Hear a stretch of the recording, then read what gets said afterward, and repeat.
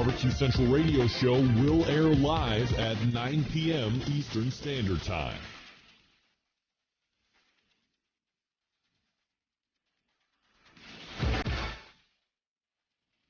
The Barbecue Central Radio Show will air live at 9 p.m. Eastern Standard Time.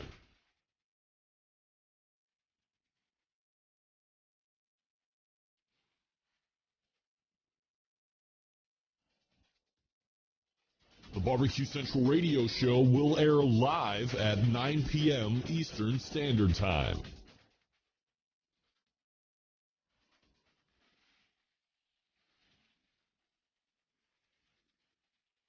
The Barbecue Central Radio Show will air live at 9 p.m. Eastern Standard Time. This is Chris Payne from Euclid, Ohio, and you are listening to Barbecue Central. So to get that perfect barbecue, you use wood. Are you sure it's safe? Whatever. We put the lighter fluid on, strike the match, and oh! Should we call the fire department? That might be a good idea.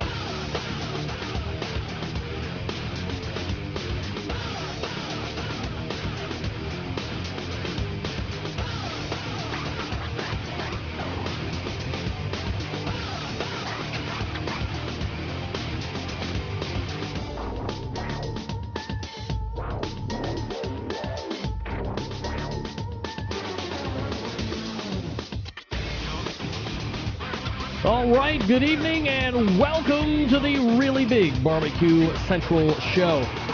Oh yeah, this is the show that talks about all things important to the world of barbecue and grilling, broadcasting live and direct from the Rock and Roll Hall of Fame city of Cleveland, Ohio. Rapidly becoming known as the barbecue capital of the North Coast, I'm your program host, Greg Rempe. Happy to have you aboard here on your Tuesday evening.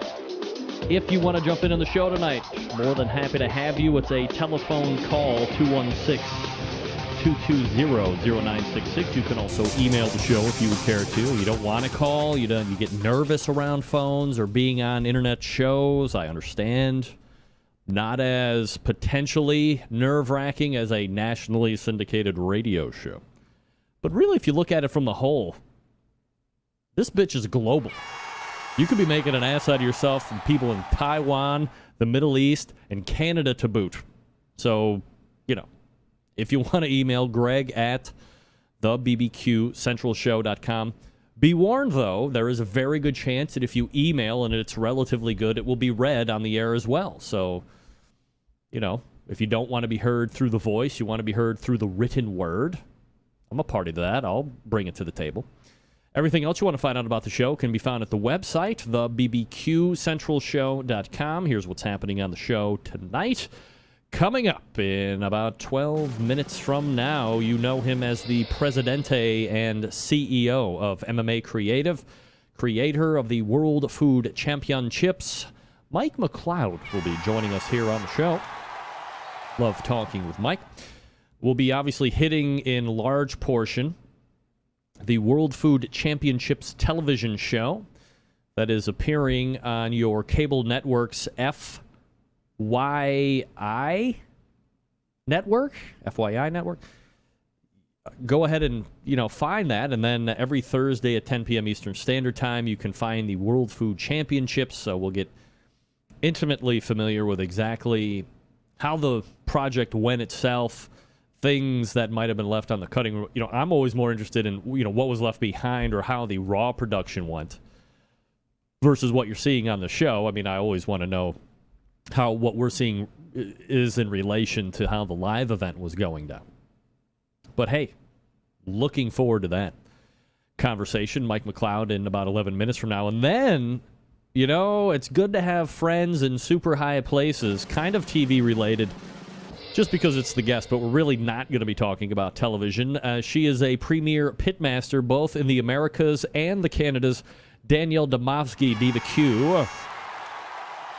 I have been getting recently, and I have no quantification, not a word, of why I have been getting the amount of email directed to me on this topic, but it's a branding.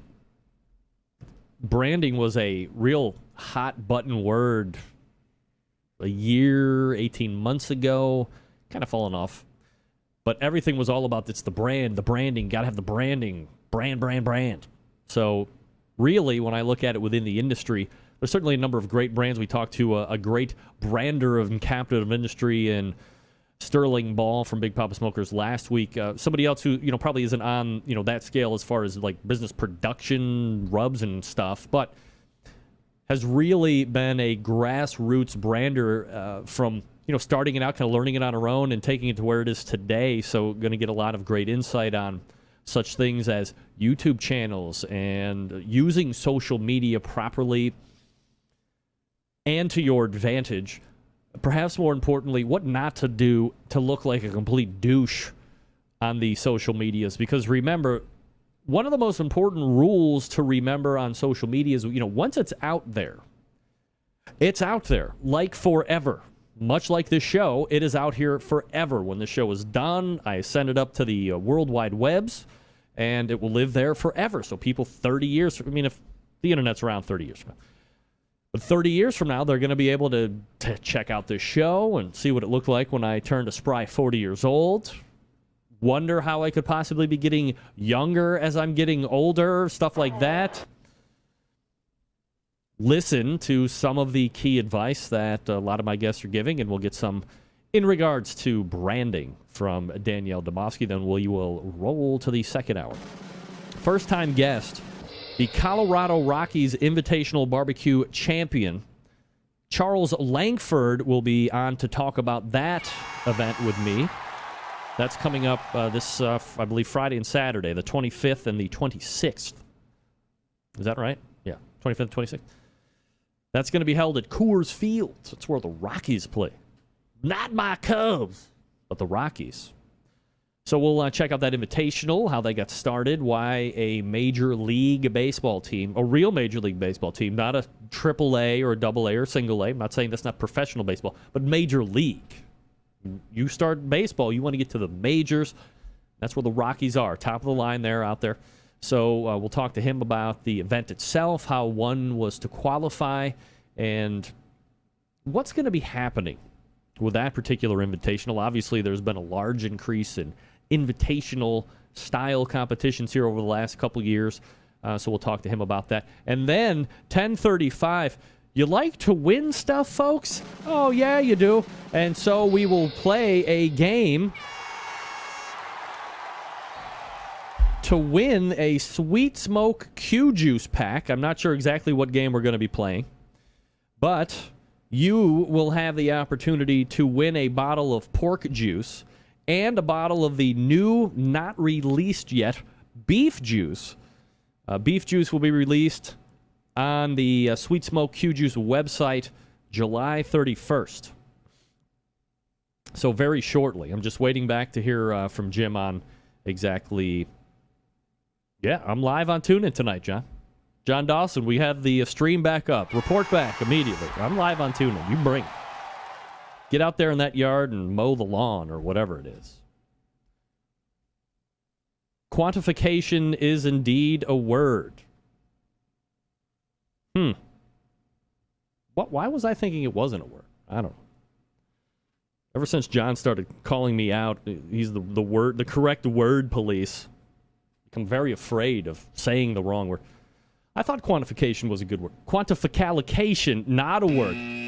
John's saying that the new game should be I make up words and I'll tell you, I'll make up a set of words that maybe aren't words, and then Rempeisms, and then real words, I say them to you. But we'll do the old standby. So according to Jim, it's either going to be porno or athlete, porn star or athlete, cheese or font, or the ever-popular winery or rehab. That will take place at 10:35 for you to win some Sweet Smoke Q Juice products, or the Sweet Smoke Q products, the pork and the not yet released beef juice.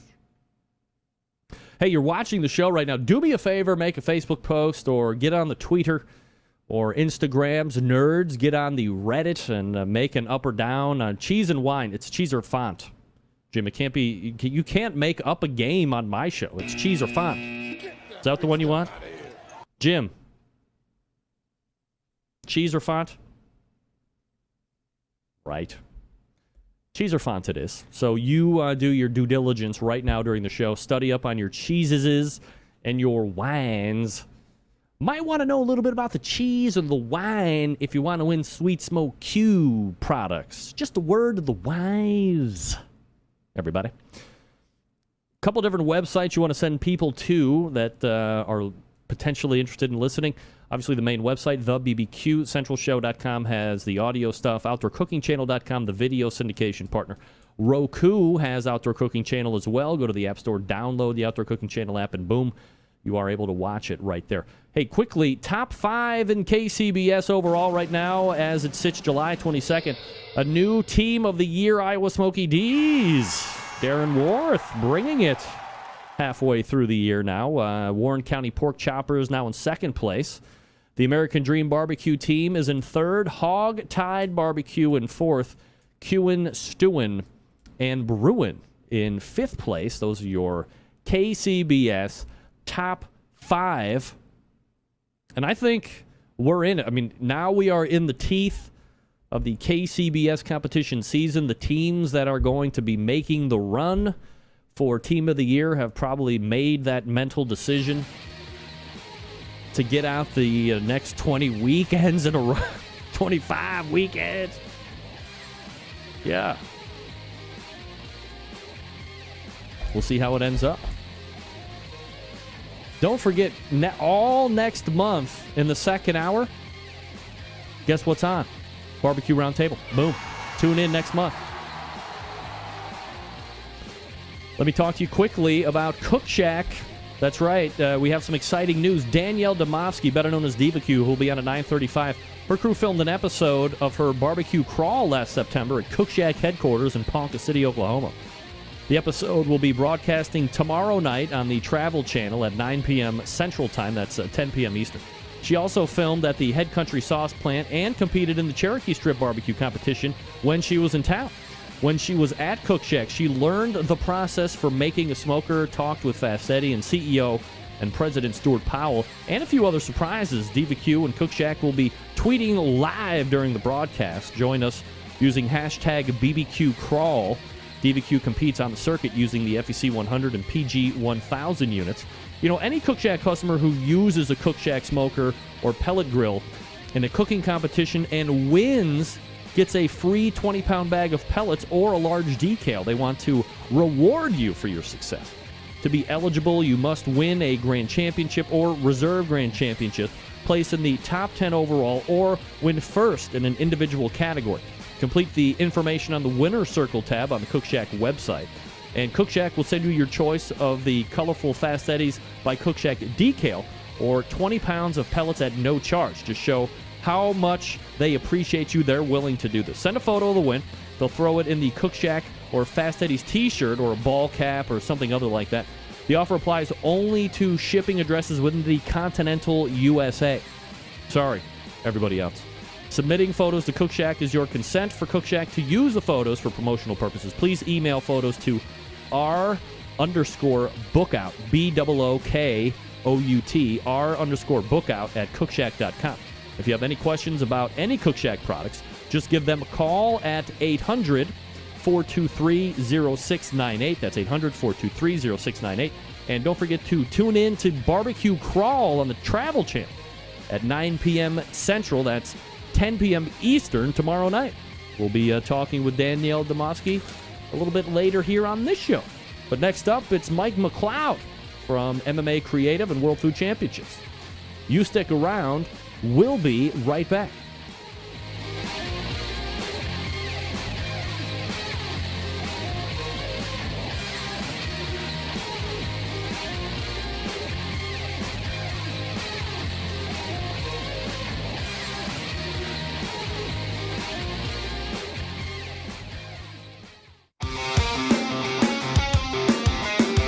Broadcasting live from the Barbecue Central Radio Network studios in Cleveland, Ohio. You're listening to the Barbecue Central Radio Show. Once again, here's your host, Greg Rempe. All right, welcome back. This portion of the Barbecue Central show is brought to you by the Sam's Club National Barbecue Tour. 31 cities, $500,000 in cash to be won, plus eternal bragging rights forever if you win the whole thing. The next Sam's event will be July 26th. That's this coming Saturday in Des Moines, Iowa. This is a local qualifier feeding into the Roxford, Illinois Regional Final. That goes down August 20th. To keep up with the tour or to register to compete, visit kcbs.us/Sam's Tour. All right, joining me now, a president and CEO of MMA Creative, the creator of the World Food Championships, and a guy that I just like to talk about cooking with in general. Mike McLeod rejoins us here on the show. Mike, how are you, buddy? Greg, I'm great. How are you, buddy? Doing absolutely fabulous, Mike. Appreciate you asking and making time for the show. Always kind of a jet setter you are. Are we finding you anywhere extravagant tonight? You just kicking it around the Tennessee? Where are you at? I'm in somewhere very exotic. I'm in my living room. Really? Nashville. Wow, look at that. Home base. It feels very foreign to me, so I'm going to call it exotic. Yeah. Well, usually I'm talking to you from like Vegas or some other party town, but, Nashville is its own fun time downtown, isn't it? Nashville's turned into one of the most popular cities in America right now. Its culinary scene is incredible. The entertainment scene's always been great. The city has a lot of momentum, so it's a beautiful time for Nashville, Tennessee. It's always good to be home when I get off the road, too. When people think of Nashville, at least when I say people, of course, I mean me, I think that, over the last number of even decades, that has been a hotbed of country music. You've seen some other states come up and some other cities come up. Oklahoma comes to mind, of course. Is Nashville still the place to go when somebody's looking to break into the country scene? Well, I'm not a music expert, but I play one on TV, so I'm going to say yes. It's a great hotbed for music. If I were a budding artist, I would come here. I know a lot that are. It still has that reputation, and it's also becoming a great reputation for up-and-coming culinary experts. We have a lot of James Beard Award winners now opening restaurants in our city, so it's a great place to eat, enjoy live music, and just be a part of a fun, eclectic scene. Mike McLeod is my guest. Mike, we'll talk about the World Food Championships television show here in just a second, but let me quickly ask you about KCBS, just as an overall, how long is it about? I want to say it only seems like 2 or 3 years since you've started, but are you guys now in like year 6 or 7 or something like that? Actually, we're in our 8th year. Wow. We're in the last year of our second contract with KCBS. The time is certainly flying. We're having lots of fun and doing lots of great things. I hope that you've noticed that our biggest and newest initiative, which is the 100,000 Meals Initiative, is one of the things I think we're going to be most proud of in our many accomplishments across the board for KCBS. We kicked that off this year, and we hope that grows, and the barbecue industry, which is a giving and passionate industry, will be able to show its beneficial side through the 100,000 Meals program. So almost 8 years. We're very fortunate to have been aligned and associated with KCBS all this time, and we have every reason to think that it's going to continue. I think once barbecue gets in your blood, it never gets out. Mike, for the people that don't know about the 100,000 Meals program, if you just want to, give a brief overview of what that's all about and kind of, the genesis of that. Anyone who has been to a barbecue contest and certainly been through the judging process knows that we cook a lot of meat, a lot of protein, and unfortunately a lot of that is wasted. And we just decided about a year ago to start working on a program where we could harness all of the cooks that are gathered together for a competition and challenge them to cook an extra butt or an extra brisket or something, and coordinate that through a great donation and giveaway program called 100,000 Meals that we're trying to feed 100,000 people this year through organized food banks. So at the competitions that are participating, I think there's about 70 of them right now across America. They are basically working with local food banks to have the teams cook extra meat while they're in the competition process, and then they hand it off to a certified food bank who can take it and feed the homeless in that community. And according to the website, you're roughly, just shy of 24,000 meals currently served, just a little bit over 76,000 to go. So, certainly well on the way. If you want more information on that, obviously you can go to kcbs.us/100k/meals, and that'll give you a lot of information on that. And it's, like you said, certainly a great initiative, and certainly anything that we can do here on the show to help promote that, we're more than happy to do that. Thank you. Can you believe that coming into the second or the end of the second contract, when you look back to where you started to where you're at, the progress and the roads have been opened, the doors have been opened, have you exceeded all of your expectations looking back, 7.5 years ago? It's a great question, and yes, we have exceeded all of our expectations. I think we've exceeded even some of our wildest expectations. But as someone who's pretty passionate and pretty focused on pushing the envelope, every time we exceeded one, we set another one. So our job is nowhere near done. We have an incredible staff at MMA Creative. We have an incredible industry with barbecue folks, and we have a great society that's now going international. So there are many more milestones ahead, and I think it's just going to be one of those things that when I hang my hat up in my career, I'll be able to point back to a lot of super things that we were able to be a part of, some that we originated and got adopted by a lot of other people, and some that we were just a part of because it was such an incredible time for this industry. So it is kind of humbling and exciting and impressive at the same time. Mike McLeod from MMA Creative, creator of the World Food Championships, is my guest. So let's go ahead and talk about the World Food Championships here. Obviously, that's going to be taking place again later in the year, but more specifically for the topic of the show tonight. It just happens to be on television now, Thursday nights, 10 p.m. Eastern Standard Time on the FYI network. You have 6 episodes. They're an hour apiece. And this was shot at this past year's World Food Championships, which was, by all accounts, super compelling. Obviously, from a barbecue standpoint, the finalists were all barbecue guys in one form, or they were all barbecue guys in different categories, but still barbecue guys through and through, so that was unique to see. As far as the television show goes, were you approached? Did you say, hey, we have something here, this is going to be the second year, we think we've made a lot of good improvements off the first year into something that we could turn into a show? How does the whole let's do a show thing work out? We knew that it had TV potential from the word go, from the moment that we started working on the first element of the World Food Championships. We were very fortunate, and about 30 days after the very first event in 2012, that we got approached by a very reputable production firm out of Hollywood called 19 Entertainment and Core Media Group, which produced So You Think You Can Dance and American Idol. And they asked us to come to Hollywood. That was part of the early stages or mid stages of the jet setting lifestyle that you talk about. Yeah.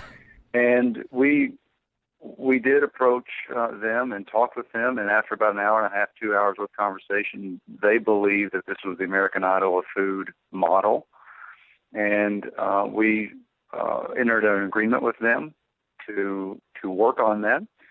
So over a period of about 6 to 9 months, we were able to not only secure a great partner to do a TV program, but we were able to secure A&E as a network to fund the TV program. And today we're seeing the fruits of all that labor. It was filmed in 2013 in November. They shot 6 episodes over 4 or 5 days. And then they did home montages of a lot of the characters and cooks in the program that were compelling or successful in their quest to be the World Food Champion. And it's just kind of surreal at this moment to relive it through TV and the eyes of producers.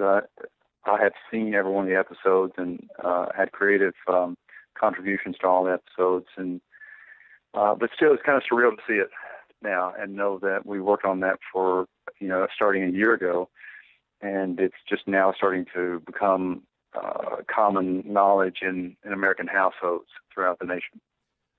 When you are negotiating and talking about how the show, obviously you have a vision. I'm sure the network always has a vision of things that they want. Was there any big clashes of Mike McLeod wants it this way and the folks at World Food Champion want it this way and the folks at the network want it this way? Or did they give you a lot of, I don't want to say free reign, but did they give you a lot of creative input to really, not just take the idea or the name of World Food Championships, but make it into something else that they thought would be, more TV friendly? I'm smiling. That's an interesting question. I'll have to say, first of all, they were fantastic to work with, the production crew and the network. And I don't think any of our clashes occurred with them, but we certainly fought some clashes together.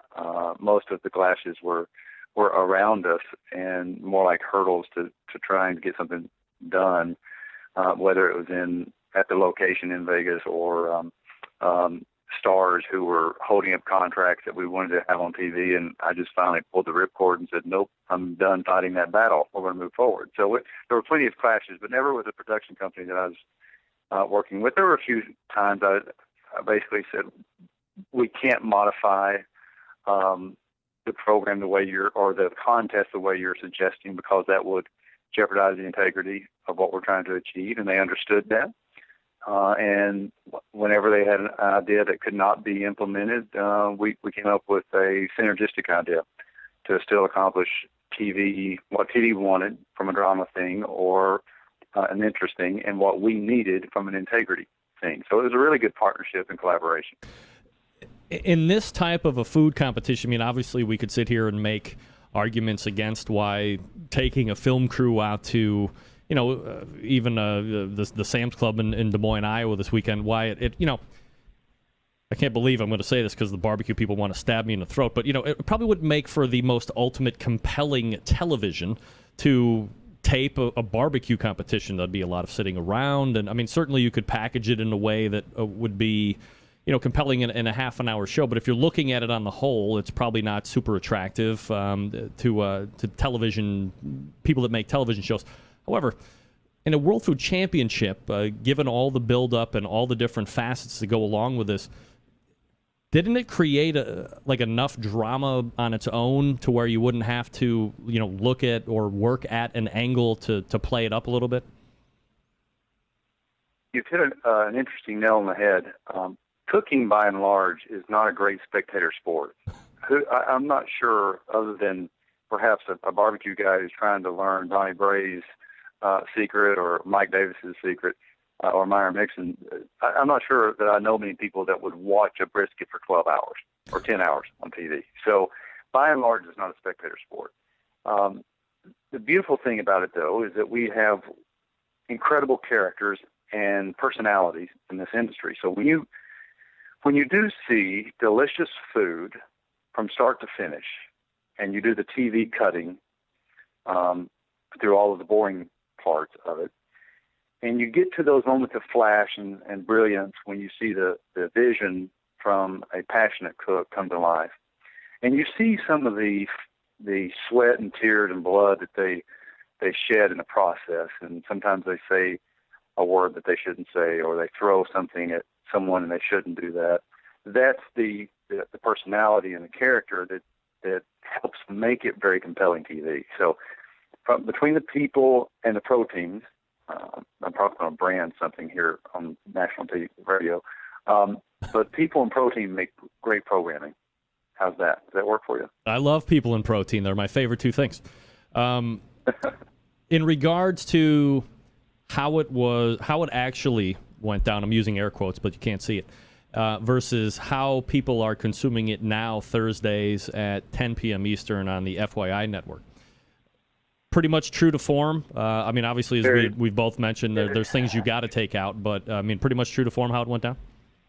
Very, very true to form. And unfortunately, there's just so much that happened that couldn't be captured. I mean, it turns out that an hour episode is 45, 46, 47 minutes because they've got to sell advertising to pay for all of their programming expense. But unfortunately, so much film ends up on the floor in the old vernacular that it's kind of sad for someone like me and people on my staff and people who live the drama to see some of the moments just not make it to TV. There's so many great cooks that just didn't make it for some reason. It wasn't their day. You know, their proteins didn't come out as good as they wanted. They didn't get judged the way they wanted, or they missed an important element. So, unfortunately, the sad thing is it can't be a 10-hour show, and you can't see all the wonderful things that happen. So, what that means is people have to come out to Las Vegas, November 12th to the 18th this year, and see it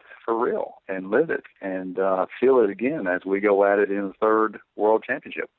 I don't know if you're allowed to, if it's under contract negotiations as we speak, and if it is, you need a hammer, you got my number. Will there be a second TV show that will be following November 12th through the 18th, third World Food Championship? I believe that there will. We're in discussions and negotiations on it right now, and like anything, TV executives are looking at ratings, so we encourage everyone to watch every Thursday night. But of course, it's also being aired. Each episode airs about 8 to 10 times between the new episodes. So we encourage everyone to tune into FYI, check it out. I'm sure the first episode, Burger and Ian Bacon, are running right now, and we'll unveil Sandwich Thursday night.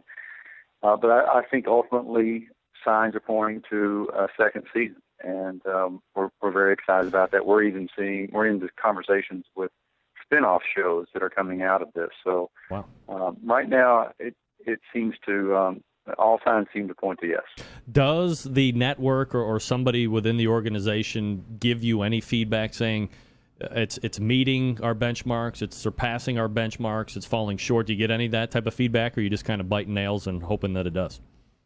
We get tidbits of feedback.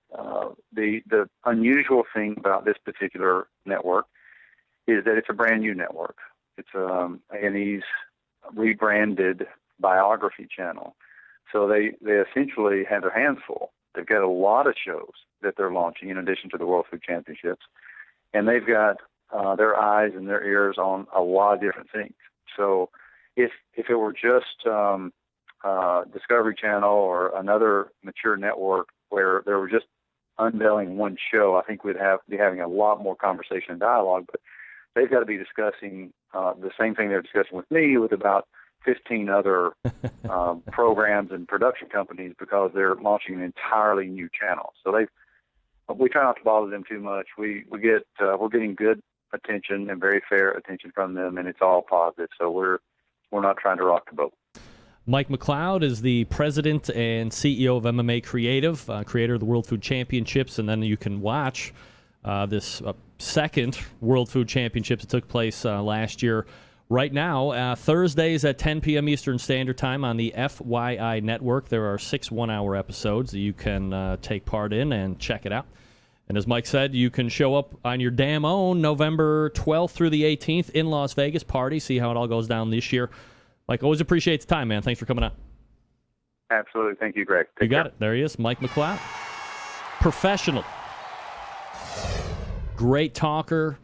Succinct, to the point, sharing information, all things that make a guest very good to show up on the show, and knows when to get out in the proper amount of time so that my transitions are not rushed and I can ease through the next read. So, again, worldfoodchampionships.com is the website for that particular event if you want to check it out. Also, MMAcreative.com is his professional website. I mean, you have here's another. Last weekend it was Sterling Ball. This week it's Mike McLeod, a captain of industry in his own right, highly successful with the PR and the media outfit with MMA Creative. World Food Championships is soaring, probably even better than he anticipated. Obviously, he thought it was going to be big. He was in good position with some of the partners that he had probably made through some of the barbecue stuff. We got some ideas, and boom, look where he is now. TV shows, probably a second run of TV shows that will be capturing the World Food Championships this year. Forget it. Thanks to Mike. All right, gang, if you are like me, you're always trying to think of ways to step up that barbecue and grilling game. No better, no easier way than by adding a little Butcher Barbecue to your arsenal. Look, saving time is here. Butcher Barbecue is offering a discount on all orders placed with them during the checkout process. Use code JULY. You'll receive $5 off your already low shipping cost. That will expire at the end of this month. So order now. Enjoy your summertime cooking at butcherbbq.com. Again, promo code JULY. Receive $5 off your already low shipping cost. We all know that Butcher's Barbecue has the injections that you want. The pork, the beef, the prime, the bird booster. If you need the rubs, if you need the sauces, they have them as well. For instance, steak and the brisket rub. They have honey rub. They have premium rub. Consider premium rub, especially if you inject with Butcher's. Formulated to work with that injection. Perfect 1-2 punch to impress judges and friends alike. And, of course, you know damn well they got the Butcher's Barbecue sweet barbecue sauce. I love it. It's always on hand. If I don't have time to make my own, I just bust open a bottle of Butcher's. The girls like it. I like it. Family and friends like it. Winner. Buy 6. They're going to go fast. No worries on breaking the bank when it comes to shipping either. Items totaling up to $55 ship at $8.50. Between $55 and $200 ship at $9.75. Anything over $200 ships for free. Don't forget. You, my friend, can save $5 on your shipping if you use promo code JULY. Only good through the month of July, by the way. ButcherBBQ.com. That's ButcherBBQ.com. All right, we are back with Danielle Domovsky, Diva Q, coming up out of the break. Stick around. We'll be right back.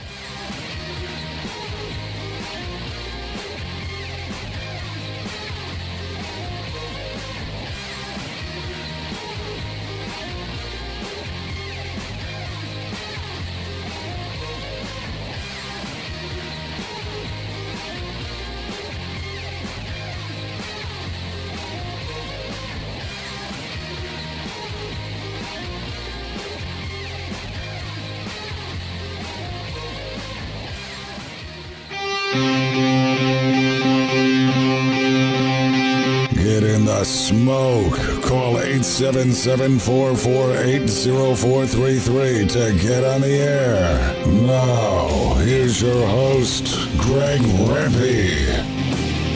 All right, welcome back. Thanks again to Mike McLeod, MMA Creative, World Food Championships. If you missed that, you're going to have to go get it on the podcast. We're not going to redo it, lames. Tune in live. We do it live here Tuesdays. It's not a joke. I don't just say that on the podcast because I'm trying to get you to listen. We actually do it live on Tuesday. All right, my next guest, a championship pitmaster, a TV star, a YouTube sensation. I could just go on and on, but I won't. Friend, by the way. Danielle Domovsky joining me here on the show. Danielle, how are you? I'm good. How are you? Doing absolutely fabulous, Danielle. Appreciate you asking. Look, whenever I have you on the show, it looks like perhaps you've just escaped from captivity with what you have going on behind you. I'm always very worried. You're all right, right? I'm okay. I'm in my office, and so it's nothing all that attractive, that's for sure. And it's it's been a long day. I've got 3 kids. It's just life. Oof, I know. 3 kids, long days. I'm with you. Tonight, I wanted to hit on a topic, and I don't know if it's branding season or people are getting halfway through the year and deciding they want to start something or other, but I've been getting a lot of email asking me about branding. So I'm like, I had a couple people drop out tonight, and this one just keeps recurring. So, hey, why not call somebody that, I know has really, I don't think it's offensive to say that you're kind of a grassroots star, right? I mean, you started, we both kind of, I always like to say we kind of came up together. We started right around the same time. And I totally agree with that. You've built everything that you have through hard work. Yeah. Self-taught, asking for help here or there, and people giving you some tips. But, people give you tips, but you still have to be able to, it's like cooking schools, right? You go to cooking school, you still have to be able to implement the stuff that you learned in order to be successful and the contest. Same thing goes with the social media and the branding. So I guess just for a little bit of background, how did you, or perhaps when did you realize that being efficient at branding and all the things that come along with that is really kind of a key component to success? Well, I think it's one of the things is that I was one of the very first people on Twitter in the barbecue world. I'm going to say that right off the bat. I've been on Twitter since February of 2009, and I truly was one of the very first barbecue people that was on the competition circuit, that was just starting to do some TV and things like that, that really embraced, I think, social media in a large capacity. One of the key things is that there's some funny pictures out there of me teaching people at a national barbecue conference. Now, this is going back quite a few years now, about how to get on social media. It's so funny. There's a picture there of me teaching Myron Mixon, Randy Twyford, Iowa Smoky D's, back in 2009, just how to use Twitter and Facebook. So it was one of those I was an early adapter to all of those social media things. It also gave me a platform and a voice that I probably would not have had having come from Canada. I have to overcome some geographic issues on a daily basis, just in regards to getting my message out. So having a platform like social media applications such as Twitter, Facebook, Tumblr, Pinterest, all those wonderful things, has really enabled me to reach out to a much larger audience. Danielle, you've just mentioned 3 or 4 or 5 different social media things, and I think maybe it's a two-headed monster here we want to cover. You're talking about the people 5 years ago that you were introducing to social media. Do you think at this point, fast forward 5 years, the people that you were teaching, like it was an age thing, that they thought that it was going to be a fad that passed, like cable television that never passed, stuff like that? Or do you think that it just something that didn't register with them to be important to building a business and getting your name out there, or however you want to term it? Well, I think one of the things is that it is barbecuers are, I think for the most part, rather traditionalists in a lot of sense of the word. And it's one of those things where people don't realize the impact that social media actually has on your brand and what it can enable you to do and to reach out to, like I said, different markets. So I think it was one of those things where they're like, what is this thing? Like you said, it's like, is it a fad? Like, is this just going to go away? However, for me, it was more of, let me show you how I can help you get to a much larger audience for next to no cost, because at the end of the day, none of us had and I still don't much to this day have like huge advertising budgets. We don't have the platform, say like a NASCAR car driver with a couple $1 million in sponsorships every year. How can I reach my audience? How can I communicate my message to the audience? And a perfect example, Randy Twyford is probably one of the all-time very best people on social media at this point. He has got such a great platform on his Facebook, on his Twitter, on his regular newsletters, on his social media, profile, that it's really nice to see. In fact, I remember helping him going, okay, well, this is how you do your first tweet. Danielle Dmowski from DivaQ joining me here on the show. DivaQ.ca is her website, by the way, if you want to check it out while we're talking. YouTube has been around, it seems, forever now. And originally when YouTube came out, it was the place to go to watch all the shows that were just being pirated and uploaded, and it was like disregard all over the place. It was crazy. And it's, since been dialed back quite a bit. However, in the last, let's say, 3 or 4 years, it has really become an avenue for people. It's almost like the video of Twitter, right? You can put up videos. You can show yourself in situations. I mean, people are making, for real, large amounts of money doing YouTube videos because YouTube has seen the amount of people that are driving to these people's channels. They're watching their videos by the millions. And these people are making money off of advertising that Google's selling, or, however those things work. So obviously there is some type of value that YouTube is bringing to any audience, whether you're watching somebody that shoots guns, or my girls watch Jenna Rubles, whoever the hell that is, and she's got more money than me, and I hate her guts. So in regards to YouTube, and you have really created one of the better looking YouTube pages, and we'll get into how you build it here in just a second, but obviously you knew it was important to get a YouTube presence, but when did you decide to really, put in that effort and do the quality videos that you're doing now? Well, one of the things is that, first of all, I had been on YouTube for a very, very long time prior to this, and I wasn't utilizing my channel to the best effectiveness. One of the key things for me was I didn't want to have a presence that was crap, to be perfectly honest. Right. I wanted something that looked professional. However, there had to be an absolutely a real presence there for authenticity. I did not want something staged. Anybody who knows me, I am who I am. I don't change from TV to in person.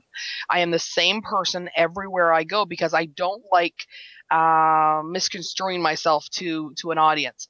One of the key things for me is that the partnership that I made with RTR Media, who is the production house behind Barbecue Crawl, and I worked together to come with this YouTube channel.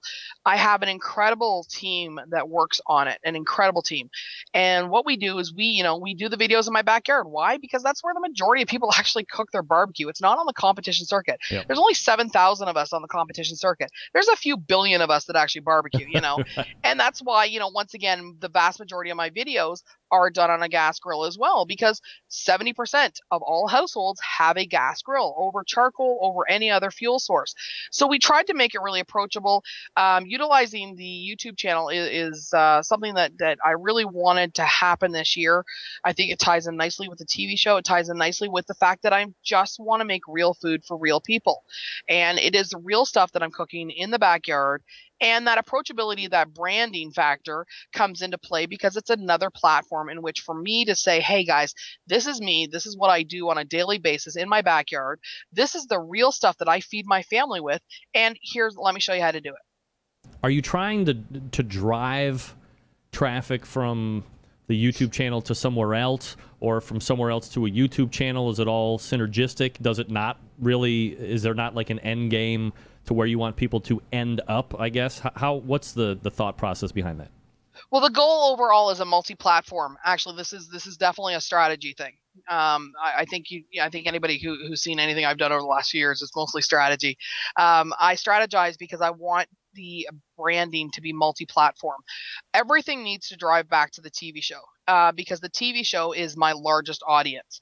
Secondly, we have the Facebook presence and the Twitter account. Twitter's hitting around 9,000 now, and I am very careful to have we're over 9,000 now. Very careful to only keep real people on both of those channels. In other words, no spam bots, no robots, no, follow me and get 30 million followers things. These are real people that actually follow me and interact with me on a regular basis. So it all is kind of, like you said, synergistic, because we are trying to get you to view all of my platforms. I want you to watch the video, say, hey, this chick's pretty funny. She's a real person doing a real thing. Watch the TV show. Hey, she's got great brands on there. Look at the equipment she's got. Let me, hopefully watch her on Facebook and Twitter, because she's pretty funny too, and she's pretty sarcastic sometimes, and she kind of keeps it real. And then let me take a look at her Pinterest, and let me take a look at her YouTube channels as well. So it all comes full circle. Everything ties in together. This is why every single morning, my first thing is that, here's my coffee cup from this morning. See, it's still there. I sit down with my coffee cup and I start social media every single morning. And it's, I've been sick the last couple of weeks, so it's been kind of light, but typically, I post 10 to 15 times a day, and I'm always talking about barbecue or just funny crap that makes me laugh. Is it important in your mind, or in your opinion, that you are the one doing your social media versus other people doing your social media for you as you? It's very important to me. Actually, thank you for bringing that up. Yep. Many TV people that you see their Twitter feeds from, or their Facebook or whatever, they hire firms to do that. They hire companies. They hire promotional, or their PR agency does it for them. I always said that if it's going to be my name attached to it, it has to be my own voice. So when you see the tweets every Wednesday night at 10 o'clock Eastern Standard Time, which is when the first episode of Barbecue Crawl on Travel Channel lands, it is actually me tweeting. It is nobody else speaking from me other than me. Because honestly, if somebody's going to screw something up, I want it to be me. If I say something stupid, hold me accountable. Don't hold anybody else accountable. If you want to debate something, I'll debate it with you. Funny thing, I have haters, I have love, people that love the show, and I address all of them because at the end of the day, I'm a real person just pursuing a barbecue dream. In simplest form, if you are continuing to get bigger and you're being seen on television, I mean, obviously the audience is going to grow, right? So your ability to communicate with everybody, time allotted, you have a real life, all this other stuff. The social media really seems like a very quick and easy way for you to easily access back and kind of reach back into the audience and say, hey, yeah, I'm real. Here's my thought. Thanks for asking that question, blah, blah, blah. And certainly it takes time out of the day, but I mean, it's really an easy way to kind of build value for yourself, I guess. Well, it's also one of those things that's a genuine interest in people and what they're barbecuing for me at the end of the day as well. I love the fact that, wherever and wherever I can, I answer questions. I answered hundreds of questions every single week about barbecue and grilling. And most of it's like home stuff. Like, for example, tonight I posted a picture on Instagram that, hey, I'm trimming my brisket for this week's barbecue contest because I'm heading to Grand Rapids, Michigan this weekend. And so I had a couple people inbox me, hey, I need some help trimming. How do you do it? And I'll tell them to a certain point. At some point, I'm going to say, just take my class. That'd be great. But in most cases, I'll give them a hand up, not a handout, but a hand up, and I'll send them to some things that I've shown people in the past, or I'll link them back into some recipes on my website. I think at the end of the day, it does provide me a voice, and it's really important for me to talk to the fans. We have so many fans of the show. We can't go down the highway into a grocery store, into Walmart, into wherever without somebody stopping me saying, hey, we love the show. And for me to be able to talk to more of the fans and say, hey, thanks very much for watching. We really appreciate it. Hey, we really think that it's really important to reach out to these fans and be genuine about it, not some bullshit answers. Just be really genuine to these people, because at the end of the day, these are the people that are paying my paycheck. And I come from a very customer-centric background. I was an HR operations manager for a massive retail store, had a $24 million budget that I administered in regards to customer service and customer addressing things. So I think of every single one of my fans as my customers. And if my customers aren't happy, then I need to know why. When the TV stuff was coming around, this is going to diverge, but I just got to ask this question. That's okay. Ask away. You get the TV stuff, everybody that's in this to some degree, I always think, well, I would love to be nationally syndicated on the radio across the country, blah, blah, blah. You wanted to get on the television, now you're on the television. Yeah. Did you give thought when you were thinking about how you wanted to be on the television about how you would be recognized in your real life, and did you allot or account for that after the fact? Or realize you were going to have to allot or account for that after that? I actually thought about that ahead of time, because here's the thing. You sign a contract in TV, and of course I had already done Pitmasters, 4 or 5 times by this point. I'd already done a couple other things, like, been on the Today Show in New York and done lots and lots and lots of morning, news stuff and whatnot.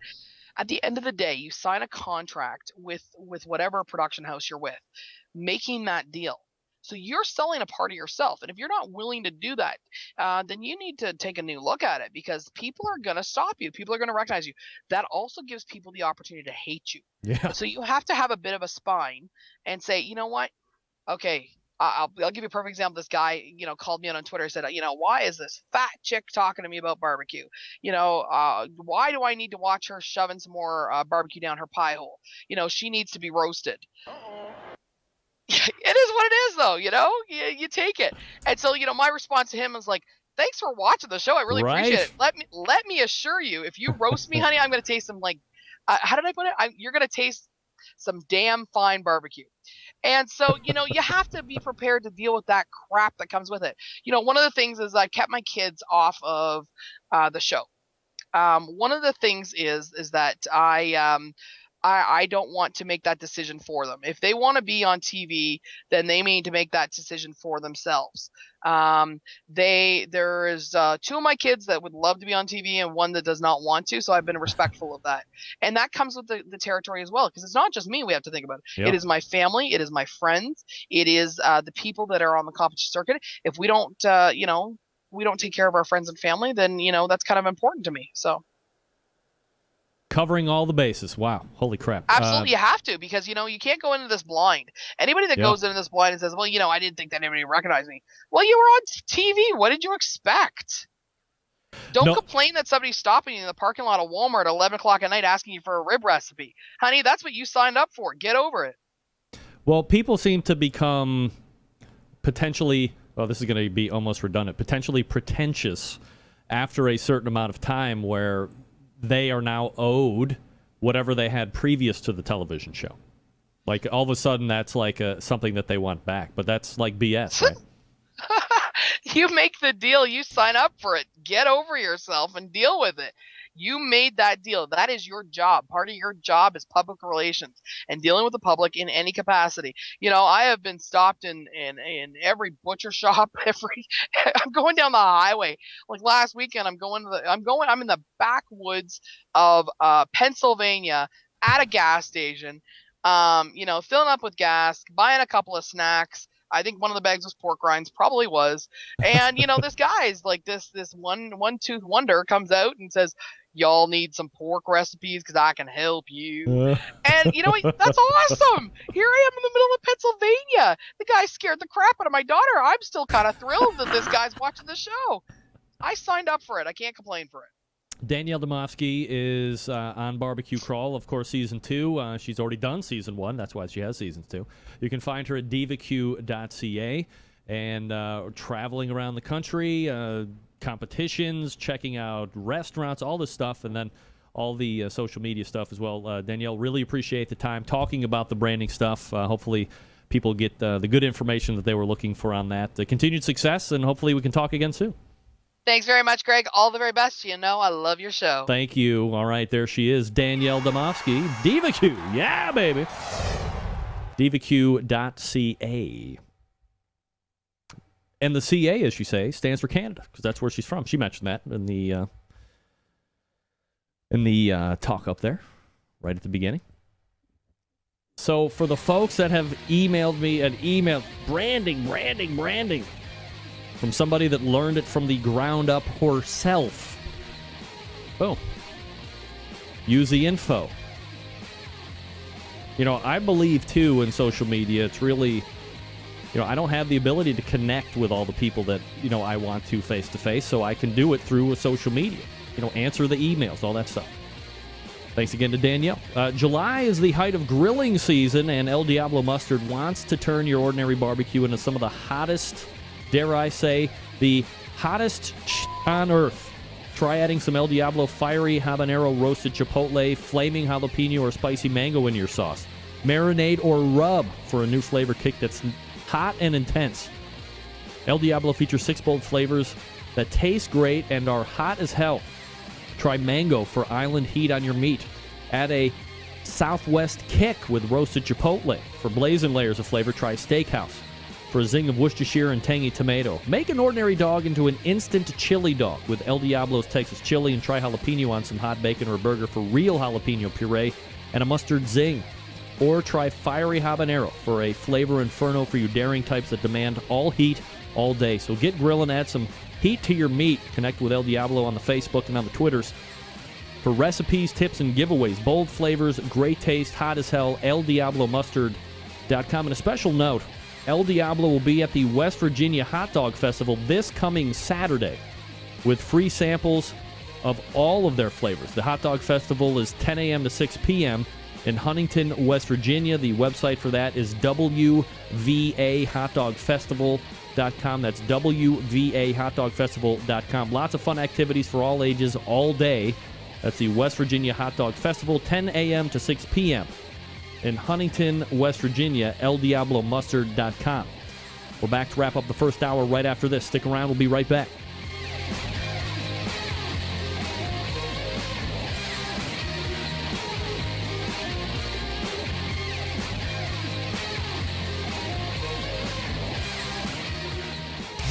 Big name interviews, advice on cooking brisket and ribs, and the only host willing to share his honest opinion on all things important in the world of barbecue. It's the Barbecue Central Show. All right, welcome back. This will be a quick exit out as we wrap the first hour. Thanks again to Danielle Domofsky of DivaQ. DivaQ.ca, her website. Check her out on the Twitter, Facebook, Instagram, Pinterest, Tumblr. Diva, you on Reddit? I know you're a social media nerd. I still think Reddit is still very popular, but more in the the nerdy category. No offense to the nerds, by the way. Really. Thanks again to Mike McLeod, who joined me. Reddit people scare me, says Diva. Indeed. On many levels. Up arrow, down arrow. Middle finger. Suck it. All right. You will be standing by as we get ready to launch the second hour. We'll be right back. You are listening and watching the Barbecue Central Show right here on the Barbecue Central Networks.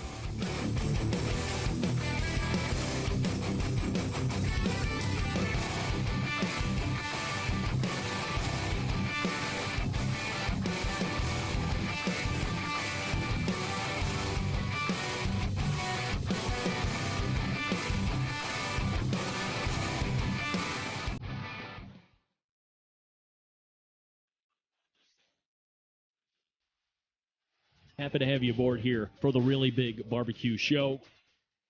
We cook because we have to, and we grill because we want to. Fine, how's it going? You have a great show. I'm a big fan. So what seems to be the problem here? This man looks like he's dead, and he's in the crackle. Charbono! It's all about the charbono, dude.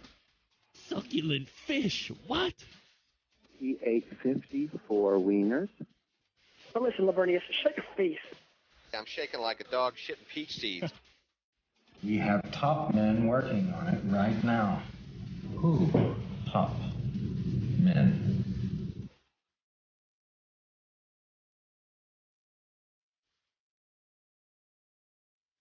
All right, just like that, we are into the second hour. Boom. You have found the Barbecue Central Show. This is the show that talks about all things important to the world of barbecue and grilling. We do broadcast live, direct from the Rock and Roll Hall of Fame city of Cleveland, Ohio. The barbecue capital of the North Coast, for those that don't know. The most commonly asked question that I get every week is, hey, Greg, listen to the show, big fan, found it through something, blah, blah, blah.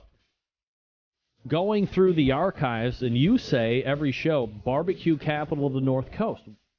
North Coast of what? Excellent question. Let me address that for you. In Cleveland, in Ohio, there is... So if you can, go to the map, you find Ohio, and all the way up towards Great Lake Erie, more on the eastern side, is Cleveland, the city of, right on the lake. And there is beaches that are above the city. Edgewater Park, other beaches that I can't name because they're dirty. That's the north coast of Cleveland, Ohio. So here, locally, in the city, we're referred to as the North Coast. Cleveland it's the north coast of Ohio. And so that's why each and every week I say it's the barbecue capital of the North Coast, because that's just how we refer to it. And I was like, hey, what can I say during the show open that would get people thinking when I say North Coast? North Coast of what?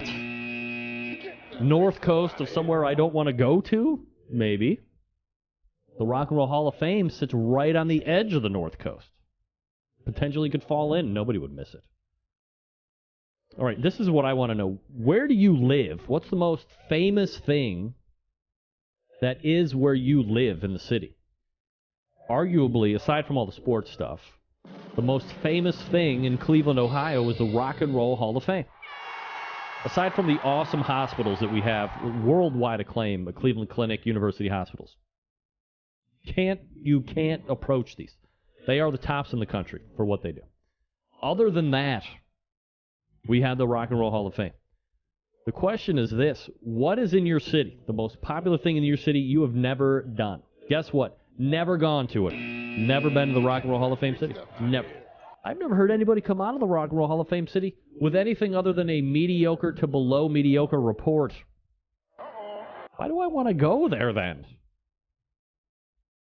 It's like people that smoke weed. Oh, you never tried weed? No. Just try it one time. You won't feel anything. What the hell do I want to do it for? If I know something's going to suck, or if an overwhelming majority of people say, I'd rather have my $20 back or $25 back. I don't know if I want to go do that. Enough people say it, I know I don't want to do it. I've never been to the Rock and Roll Hall of Fame in the Rock and Roll Hall of Fame city. But I have seen all sports teams play. Absolutely. I have been to the Cleveland Orchestra, one of the last true professional orchestras in the country that play in Severance Hall. Nice.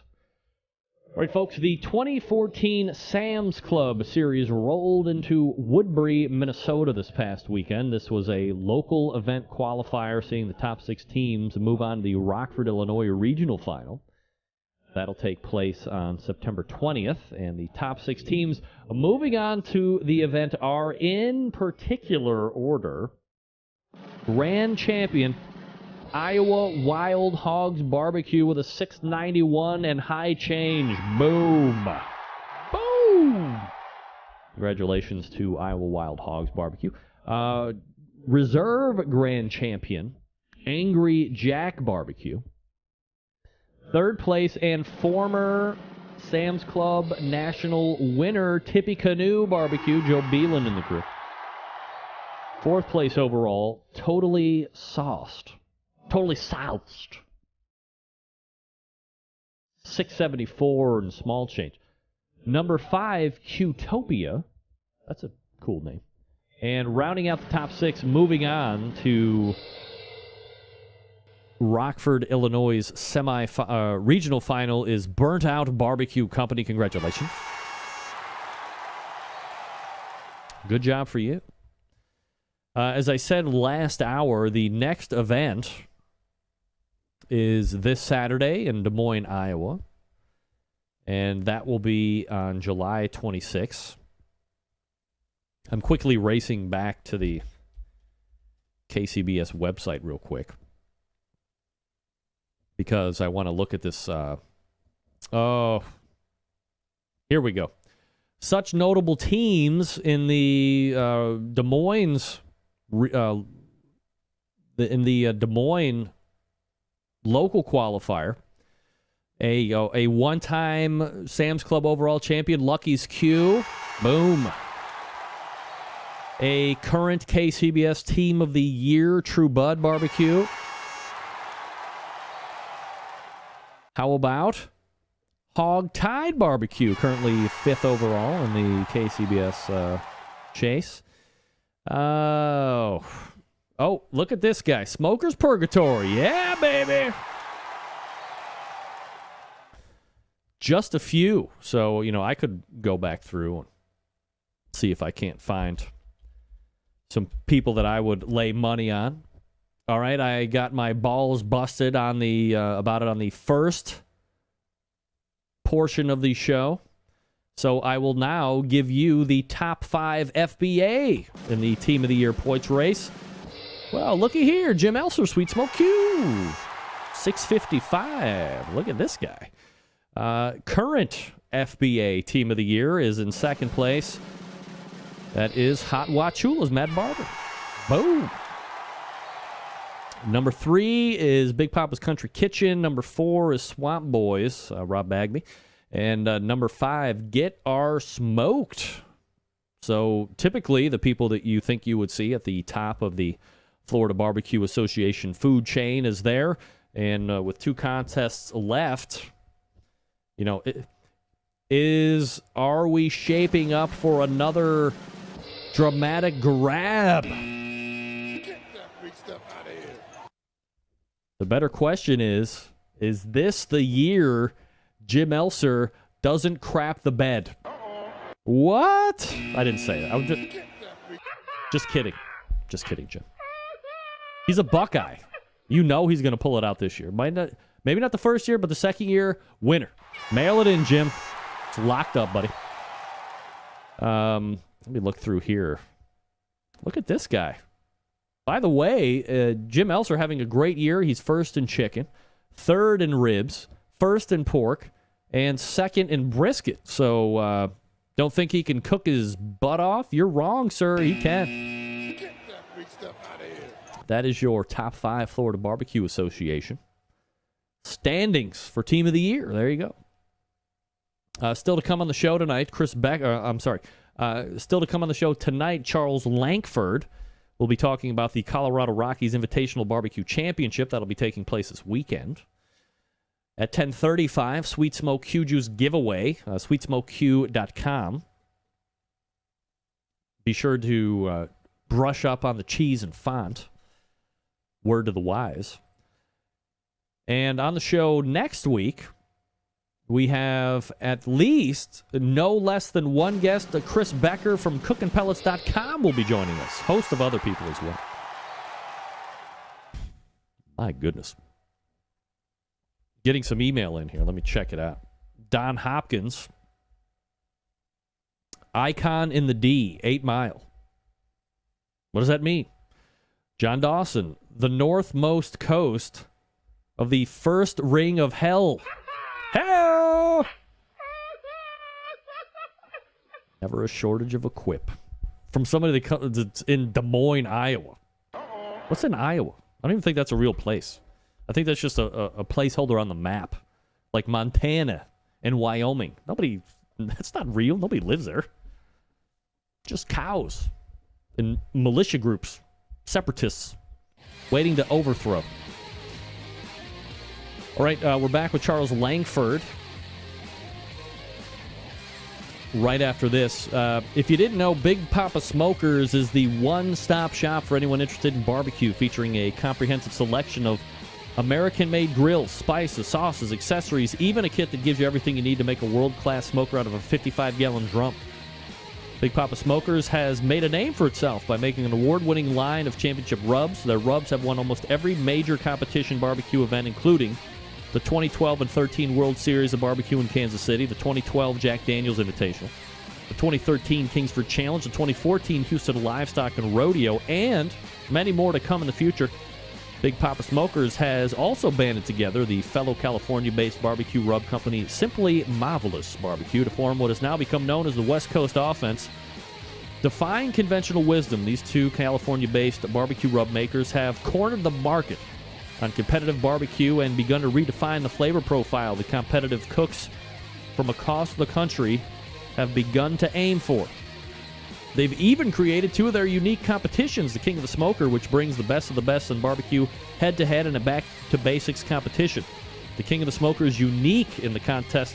And the contestants may only use may not use any electric device, such as pellet cookers or pit miners. Contestants are just allowed to use charcoal, wood, or their wits to win one of the most high-stakes barbecue competitions around. The other competition that BPS has started is known as the Guinea Pig, which is a cost-controlled competition that helps to bring in newcomers to the competitive barbecue world. It also features prize distribution all the way down to 10th place in each category, which helps provide incentive to get new competitors into the barbecue world. On top of that, Big Papa Smokers has created a unique brand ambassador program.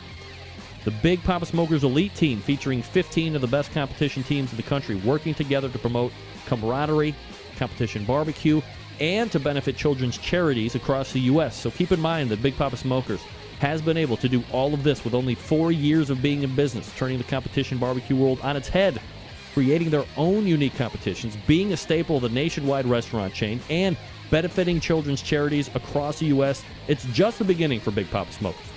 Visit them directly at bigpapasmokers.com. That's bigpapasmokers.com. All right, we're back with Charles Langford right after this. Stick around. We'll be right back.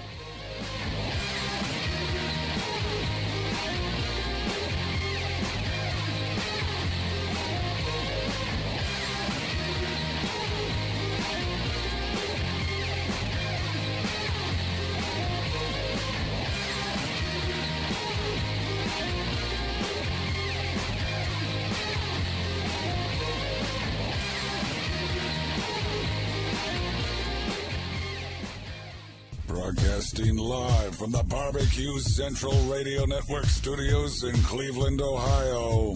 You're listening to the Barbecue Central Radio Show. Once again, here's your host, Greg Rempe. All right, coming up on 14 past the hour, 46 minutes till the top.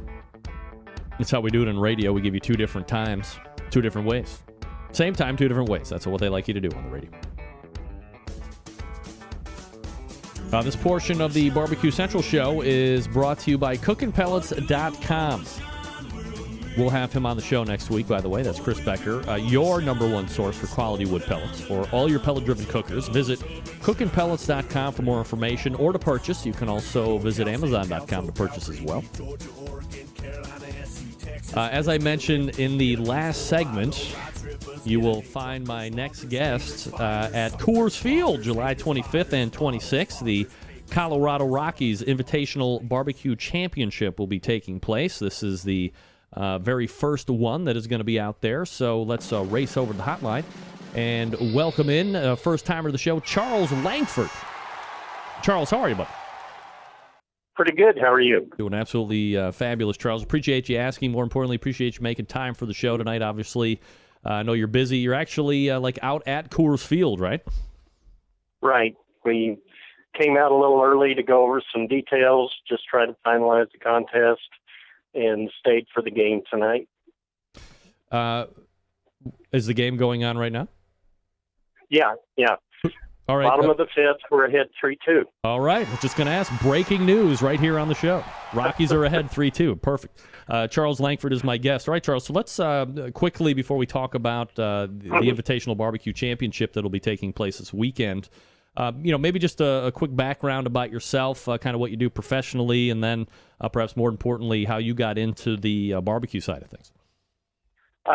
Mechanical engineer by trade, project manager, owned a small engineering company. We built it from 2 people to 64 out in Southern California. Retired in 2005, 2009, and just about 3 months ago. So keep going back to do stuff for different companies, large projects, either running construction or running the entire project. So every time it seems, there's not many of us old guys left. So every time a large project comes up, my name comes up and I call. So raised in Texas and, always around Texas barbecue. Had to spend 20 years in California, not a barbecue place. Pretty frustrated. Came out to Colorado to retire, like I said. I was actually working for a refinery out here and ran into Steve Mars. Steve Mars was deputy fire chief, and I was project manager over a large project, and they told me he was a barbecue nut. So we got to talking, and he told me about Rocky Mountain Barbecue, KCBS, and that's kind of how it got started. My wife and I became judges, started judging. We're master judges as of last year. So, just something that you picked up and you liked and you found, or have you? Are you an active competitor as well? Not an active competitor. We've cooked with Johnny Trigg quite a few times. It's a very, very expensive hobby, and if my wife ever turned her back on me, I'd probably buy a Jambo and start trying to cook competitively.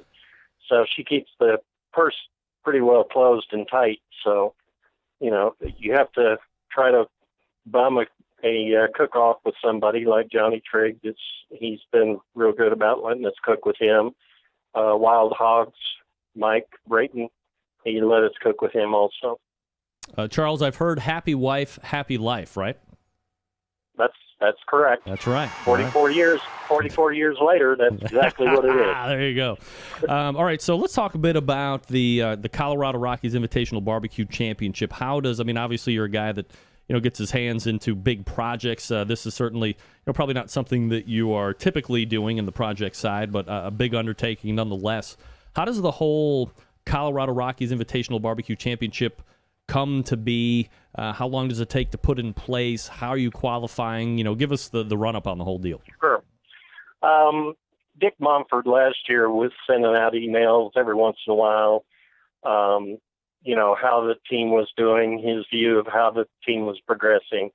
And they had a lousy year, and towards the end of the year, after the Rockies were eliminated and not in the playoffs, he sent out an email saying, well, we did better than last year. And, being a frustrated fan, I answered back in a frustrated way, and never thinking that, he would answer or even see those type of emails. There was a little bit of a strained exchange back and forth. He told me that, don't believe everything you hear. Are you reading the newspapers? And I said, well, I'm not in Colorado right now. I'm at the Royal, judging the Royal and helping Johnny Trigg cook. And the email exchange went on for about 2 days, and it got softer. And he said, well, I'm into barbecue. I love barbecue. So I told him, hey, one day if you want to, come up to Longmont and we'll cook you barbecue. I got an email back saying, great, I'll have my secretary set the date, which, at that point convinced me that, well, maybe I am talking to Dick Mumford. Anyway, he came out, we had lunch. It was a good lunch. We didn't talk much baseball. We talked a lot of, his background, our family, that kind of thing. He's a very personable guy, very interesting. And then it got around the barbecue, and we told him about Rocky Mountain and about the contest and how we judge, and, really enjoy that. And the camaraderie of the cooks and the judges. It's kind of a family affair, between the cooks. And he said, well, someday I'd like to have a barbecue contest at the Rockies game. Would you help? And I said, yeah, we can, we'll do that. And I didn't think about anything about it. And then about 2 weeks later, he called me. He says, I want to do one for 2014. Why don't you put together, what it's going to take, what it's going to cost, what dates you think, now that you know our schedule for next year for 2014, why don't you put something together and show me? So I went down and met with him in early February and showed him the budget, which was too high. Always, right? But always. But the one thing that came across real clearly is he wanted to know what the top 5 barbecue contests were and what they paid. So I showed him. He said, well, I want to be one of the top 5. How do I do that? How do I draw the best? So I said, if you pay, well, they'll show up. And I said, the issue is going to be it's an invitational, so if they're chasing points, they may not want to come. But I think that most of them, if you put a good purse on there, will. So he said, show me the purse I've got to have. So I sent him the purse, and he called me and said, I'm going to have my people call you, and let's go with it. And then it just kind of slowly gained momentum. Worked with Albert Valdez, the head of events and vending and all of that. And the guy's been really great to work with, and we slowly put it together. They've held us to 20 teams, a small area, kind of a test to make sure we can perform and do what we say, and we don't, leave the place a mess, and we draw a decent crowd. And I talked to him a couple of days ago, and he said he still wants to see it grow. He wants to see it still be one of the top 5 in the nation. And he wants to be, one of the only Major League Baseball teams that are, associated with barbecue. So that's how it's kind of gone. And it's really been great to work with them. Charles, and we're talking with Charles Langford, by the way, and we're talking about the Colorado Rockies Invitational Barbecue Championship that's going to be held this weekend, July 25th and 26th at Coors Field. There's obviously going to be some things going on Friday night that involve the team and being on the field. You know, logistically, and you've been to a number of barbecue competitions judging. You know, how do you see this setting up from a competition setup standpoint when you compare it to some of the other ones you've been at? Is there going to be issues with people coming in and out? Do you think it's going to be fine? Are you worried about anything like that? No, we're set off to the side in a, there's a private party area that's kind of fenced off, and we're sit in the parking lot right behind that, and it's kind of fenced off. It's maybe a little bit too far from the crowd, but I think we've got that covered. So from a logistics standpoint, you know, it's great. They've given us an area where the judges can judge without having a lot of people wander through. We can close the gates. They'll do the judging. Then at 3:30, we'll open the gates, and then the fans with the barbecue voucher can come in and go back and, you know, participate in the fans' choice. Dick also put up $4,000 in prize money for fans' choice. So that was great because he wanted the fans to really be involved. So I think we got the logistics part pretty well down pat. I think that the teams are really enthusiastic about, you know, meeting the people and showing them their barbecue and talking barbecue. So I think from that standpoint, we're in pretty good shape. You know, I'd mentioned just a couple minutes ago that there was going to be some like on-field recognition during the game. What can people expect if they're going to be heading out that way? Before the game, about 6:08, we'll bring the teams and their families, whoever is associated with them. The judges, any of the judges that come in Friday night, the volunteers, the KCBS reps that are running the barbecue contest, of course, and the organizers, my wife Rose and I, onto the field, and they'll introduce, you know, they'll show all the team names and everything on the big screen, and, you know, introduce everybody. Also build a little bit of interest for the crowd Friday night.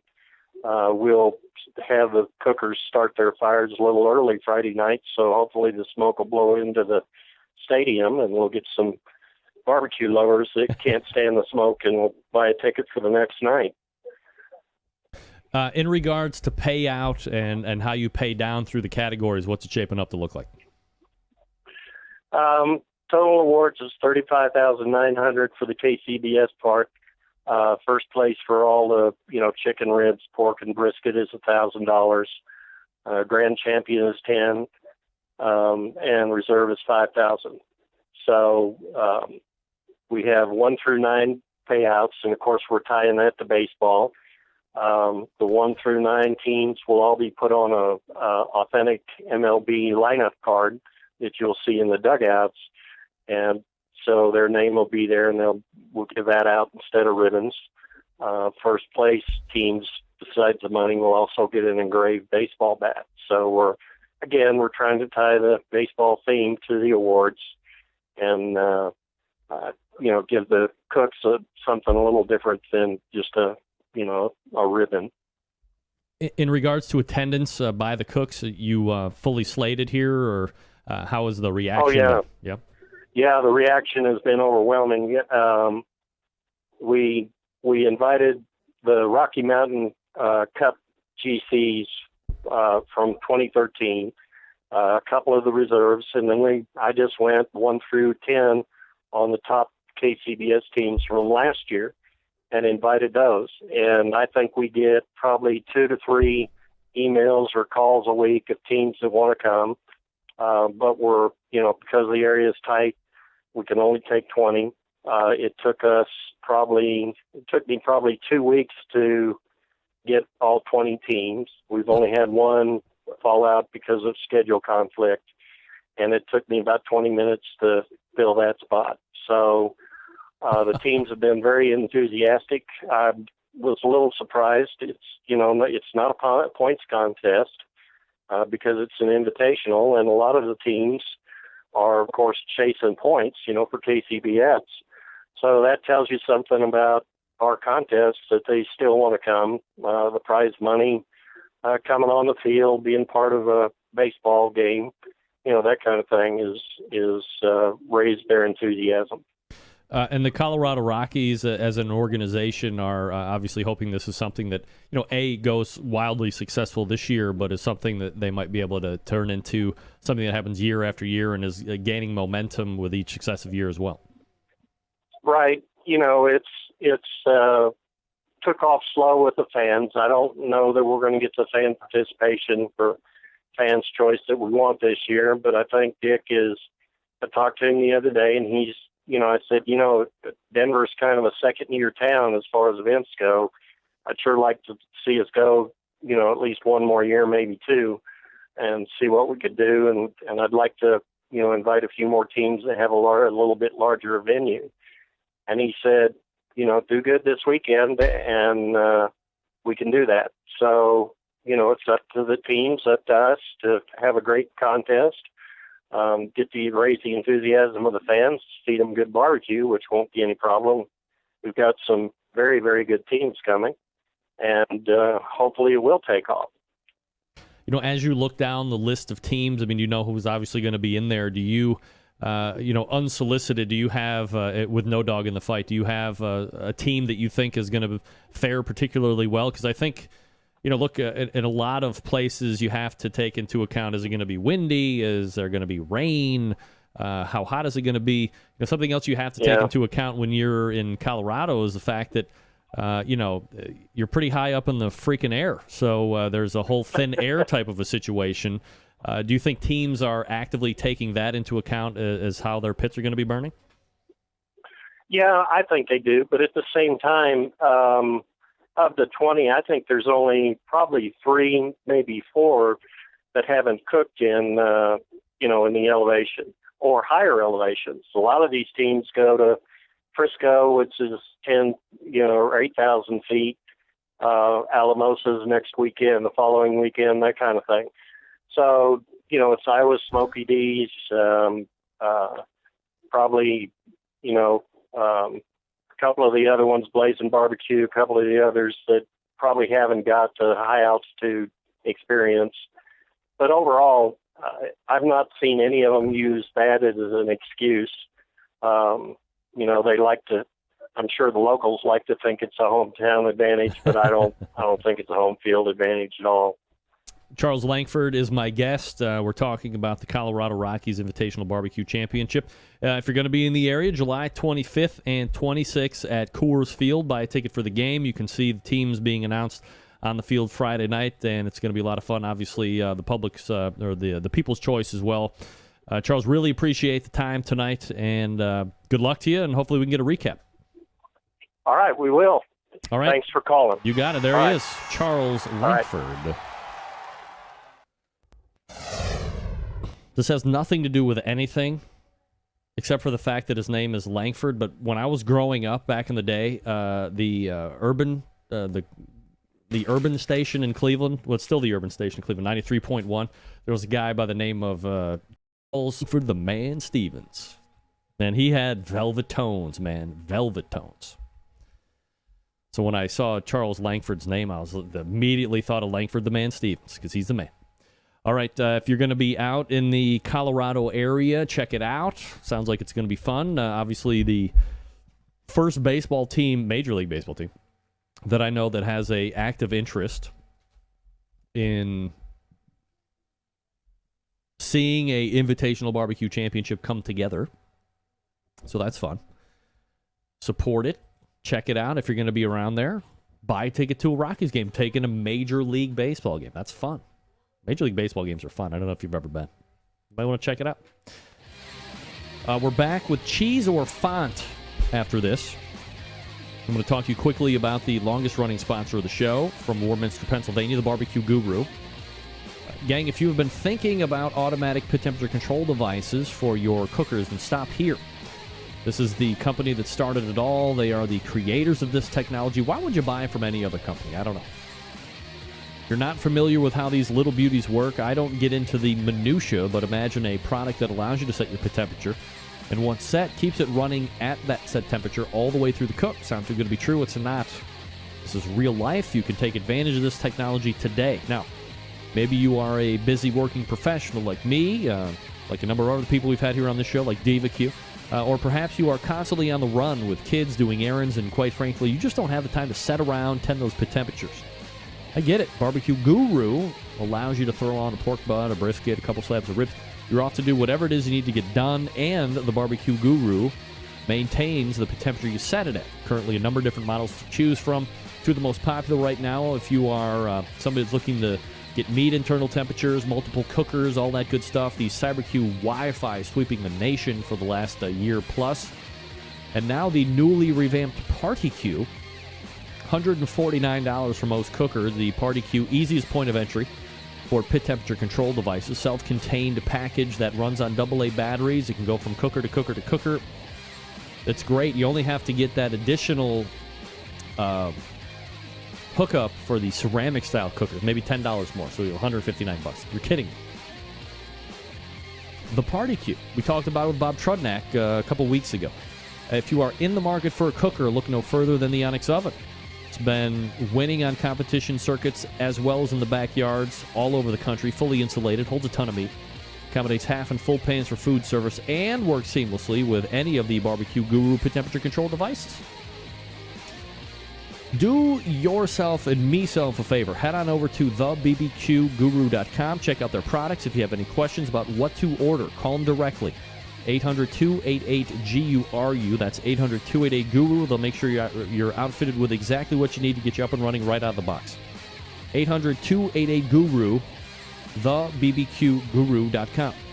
We're back with cheese or font right after this. Stick around. We'll be right back.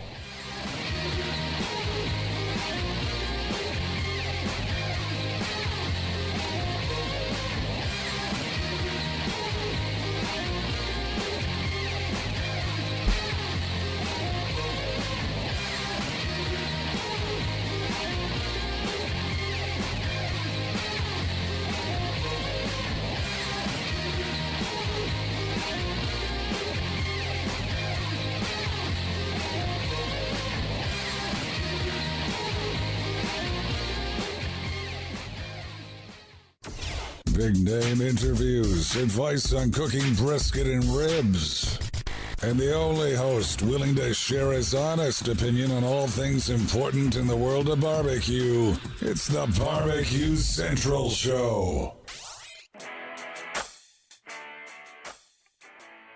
Let's try this again. All right, welcome back. Thanks again to Charles Lankford for joining me, talking about the Colorado Rockies Invitational Barbecue Championship, July 25th, 26th. What? What are you laughing at? What am I doing? Yeah. Why is that funny?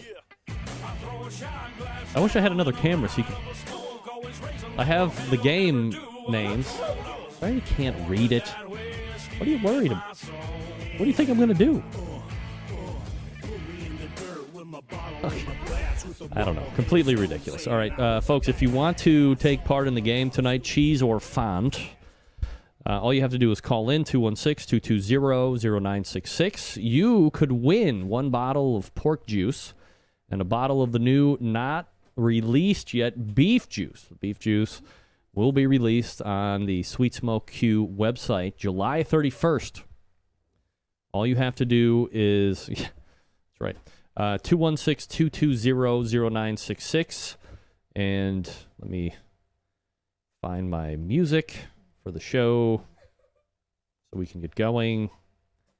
Tracks. Oh, where is... Oh, there he is. All right. So you call in, and here's what's going to happen. I'm going to ask you some questions. I'm going to say a name. And you're going to tell me if it's a cheese or if it's a font. If you get 2 out of 3 right,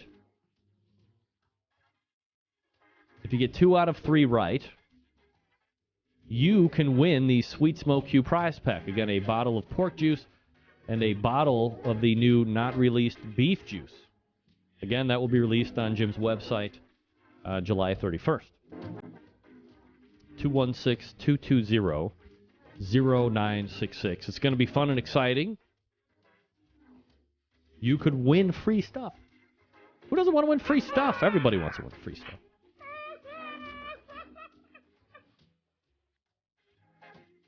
We have done other games here on the show, like athlete or porn stuff. What the hell is going on over here? Did everybody hear that? Something heavy just dropped in the background. Kids are laughing. Get away. Doing a damn show. Again, 216-220-0966. Want to get on Twitter and put the number up. Then you're going to be sorry. I'm going to do it right now. Here we go. 220-0966. Free stuff. I bet we get something there.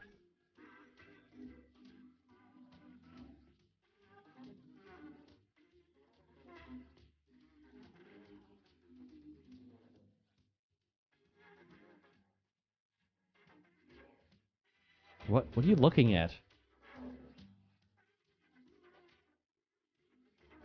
It's not ringing. All right, 216-220-0966. That's right, Adam Pace. Call for a good time. Is the phone even working? 216-220-0966. You call in. We give away, if you get the cheese or the font correct, a bottle of pork juice and a bottle of the new, not released beef juice. Is it not going in? No? Oh, no. Hold on a second. Maybe the numbers...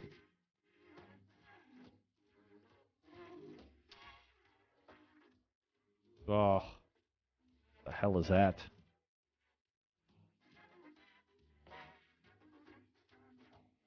I'm dialing into my own show.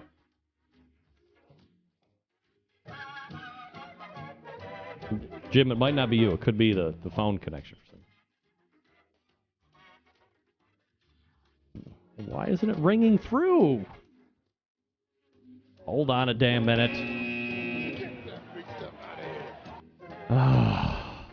Notifications.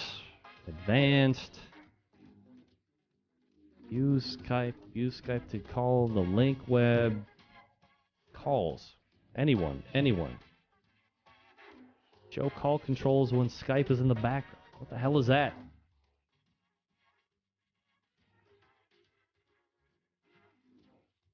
Well. All right. I got an idea. I'm going to quit Skype. Quit you, Skype! Unfortunately, I can't give out my cell phone number. That's probably not a good idea. All right, I'm relaunching Skype. Maybe that'll fix itself. La la la la la la. Just give me 1 second here. We're just relaunching. In the meantime, listen to little Milt Buckner, ladies and gentlemen. The bird's nest. Robin's nest.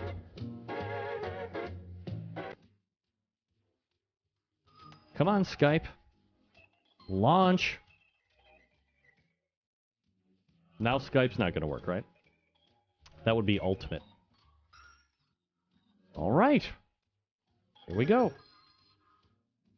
Let's try it again. 216-220-0966. Let's see if relaunching Skype has fixed the issue. I don't normally like to say issue.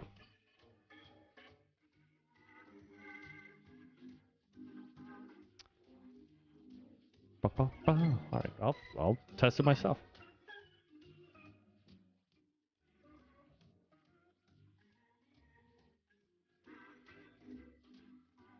Hopefully I'm giving you the right number. No. Well, this is troublesome. All right, well, we can't do it this way. Oh. How am I going to give it away now? Shysters. Well, let's try it this way. If you call in, I'll call you back. How about that? Ooh, sorry. Here we go. We're going to do it this way. Bet you've never had a radio show call you to take part in the contest, right? Oh, what? Here we go. Now they're coming through, ladies and gentlemen. All right, let's go to area code 905. Name and where you're calling from. 905. Hello. 2, 3, and you go. Let's go to area code 904. Name and where you're calling from. Rip A. I'm sorry, this is who? Hey, Greg, you hear me? Yeah, I can hear you. Yeah, this is Blake Moody from Jacksonville, Florida. Hey, Blakester. What's up, brother? What's going on, man? All right, you want to play cheese or font? Let's do it. All right, why not? Here's what's going to happen. I'm going to ask you a name. You're going to tell me if it's a cheese or a font. You have the ability to get 2 out of 3 right. You win the Sweet Smoke Q-Juice pack. Are you excited? Oh, hell yeah. All right, I know I am. All right, here we go. Blake, your...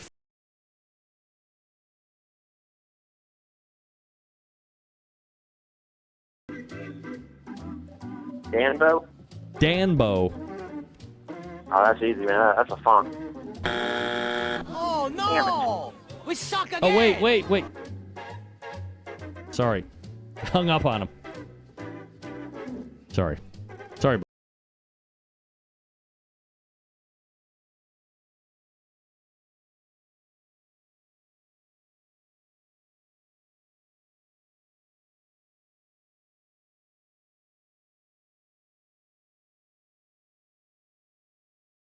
Into your show. Blake.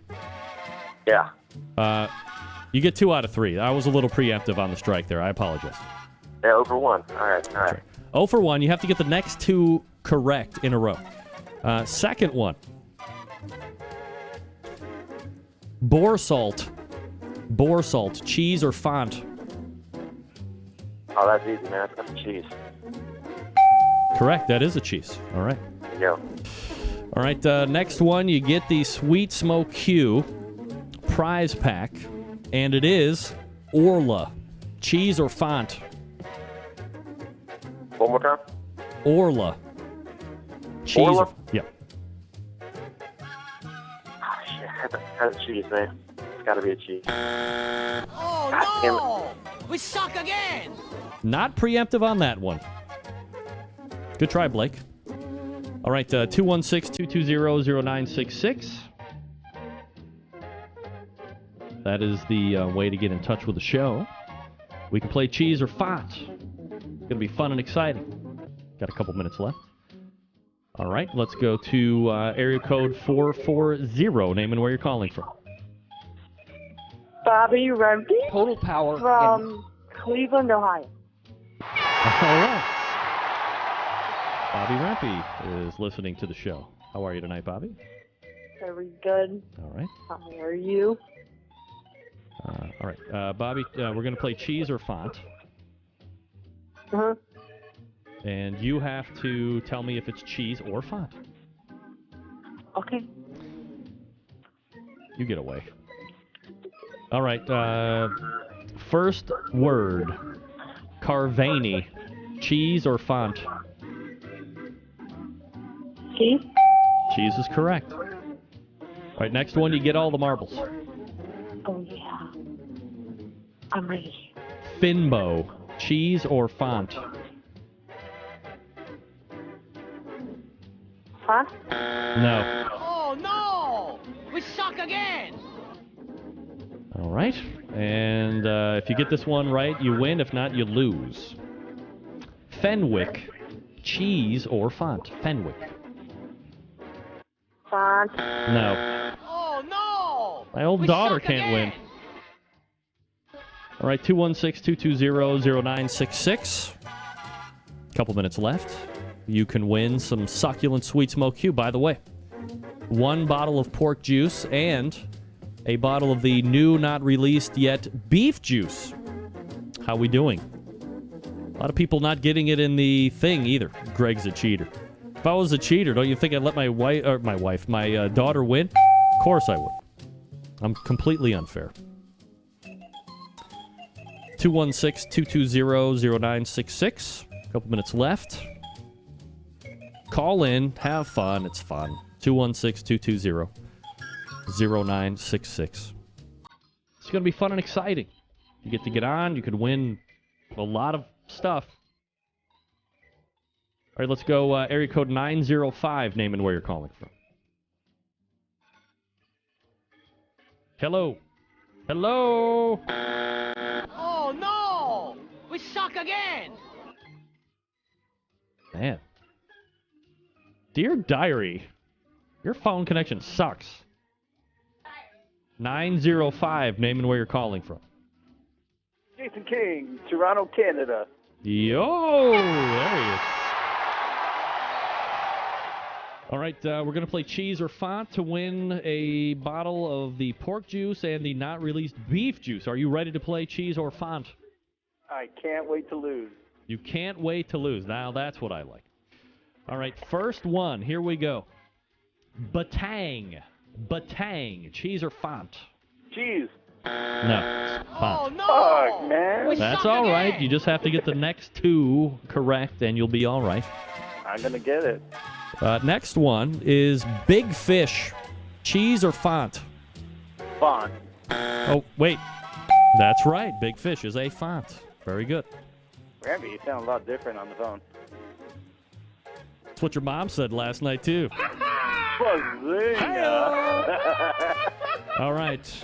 This is the last one for all the marbles. Hominous. Canada. Hominous. Cheese or font? Cheese. No, it's a font. Oh no! We suck again! Jeez. It's a damn fly on my head. Get away from me, fly. I felt pretty good about that one. You people got to brush up. Cheese or font. All right, we got a couple minutes left. Curse. 216-220-0966.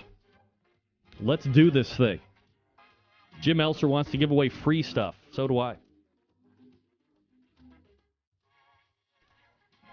Cheese or font is the name of the game.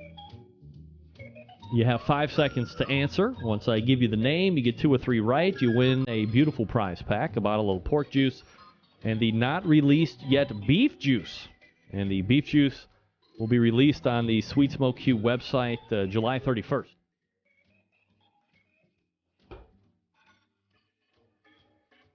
Come on now. Call in. Do it. Let's go, people. Please don't make my daughter call back in. Anything but that. All right, we're going to run out of time, so we're going to do it a different way. Here we go. You're going to send me an email over the break. Let me see here. Oh, wait. We go back to area code 905, name and where you're calling from. Jason King, Toronto, All Canada. right. Times 2. Jason King version 2. Cheese or font? Are you ready? No. No. Good. Here we go anyway. Derby. Cheese or font? Cheese. Derby is a cheese. That is correct. One more for all the marbles. I'm going to win. Rider. Cheese or font? Font. No. Oh no! I got more. But you have one more guess left for all the pork and beef juice you can handle. I'm going to get this shit. Kavoon. Cheese or font? Font. Yeah, baby! Yeah, baby.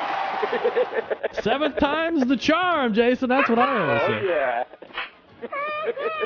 Adam Pace has answered everyone incorrect, by the way, if we're playing at home. All right, Jason, you know the deal. Send me the shipping info and at greg@thebbqcentralshow.com, and we will send out the Sweet Smoke Q stuff. It's going to be great. Jim Elser, happy that it actually worked. Sorry it took that long, Jim. You know people. You know people, Jim. They're not very bright when it comes to the cheese or the fonts. I mean, look at this. You see that? Marked off. Marked off. Come on. All right, a public service announcement to all the barbecue brothers and sisters out there. If you're looking for a succulent timepiece or anything else, call the barbecue jeweler to the stars and the official jeweler of the Barbecue Central Show, Stephen DeFranco, StephenDeFranco.com. You know, no more crappy ties or action slacks for dad. No more blouses or crappy gift cards for mom because you don't know what to do. Call Steve or his friendly staff, 440-943-2700. If you're not local to Cleveland, visit the website, Stephen DeFranco. That's DIFRANCO, StephenDeFranco.com. Peruse the inventory. Once you find something that you like, give him a shout. Ask for Steve directly. Tell him you are a barbecue brother or a barbecue sister, and he will give you the real discounted price on especially the new watches. He's not allowed by the manufacturer to show the real discounted price on his website. Of course, with the watches, you get the performance package that includes a 1-year extension of the manufacturer's warranty, free engraving, free watch batteries for life, and a free polishing cloth. Hell, they'll even set the time for you. You're going to get that all shipped to you for free as well. Maybe you are looking to go a little bit more budgetary friendly than that. Maybe diamond earrings, a diamond ring for that special lady or man, or whatever you got going. Necklaces, anklets, wristlets, artisan wood bowls, you name it, he's got it. 440-943-2700. StephenDeFranco.com. That's StephenDeFranco.com. Again, when you call him, ask for Steve. Tell him you're a barbecue brother or sister, that you listen to the show constantly, and you have finally made the jump to give him a call and get in good. I mean, we know somebody in the industry now. Take advantage of that, for crying out loud. Don't go to the big box stores anymore. Deal with the snot-nosed punk who bought a suit off the rack and looks like a piece of crap. Forget about it. Just forget it.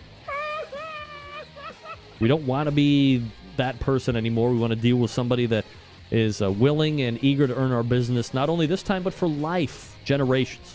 That's what Stephen DeFranco is all about. All right, we're back to wrap the show right after this. Stick around. I'll be right back.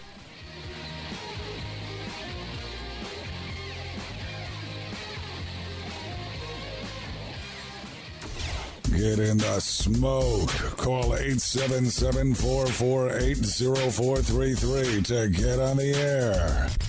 Now, here's your host, Greg Rempe. Big B, Moonshine Band, Suburban Waste Records. Let's go! I'm an outlaw. All right, welcome back. Congratulations again to Jason King for winning the Sweet Smoke Q prize pack. SweetSmokeQ.com, a bottle of pork juice and a bottle of the not yet released beef juice. The beef juice will be released on the website on July 31st. Congratulations to you. Just checking my tweets here to see if anybody even replied back. That's right. All right, let's go ahead and wrap this one up, folks. All the way back in the first hour, we talked to Mike McLeod about the World Food Championships TV show, some background on KCBS stuff, Nashville being a country music hotbed still, maybe.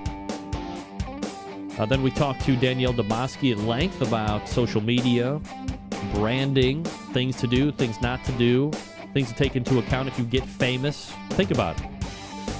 Then in the second hour, we talked with Charles Lankford about the Colorado Rockies Invitational Barbecue Contest. That'll be coming up 25th and 26th. That's this weekend. And then we ended it with Cheese or Font Game, sponsored by Jim Elser over at Sweet Smoke Q, SweetSmokeQ.com. Believe it or not, coming up on the 19th, I just want to publicize this right now. Reggie Kelly, former NFLer, will be joining us from Kaivan Foods. Great story there, I'm sure. Looking forward to that. August 19th, pre-promotion. Don't forget, all August is the barbecue round table in the second hour. Ribs, chicken, pork, and brisket. I believe brisket is the first thing up, so stay tuned for that. September 11th, 2001. I will never forget. Till next Tuesday at 9 p.m. Eastern Standard Time, it's your program host and proud U.S. American Greg Rempe. Good night now.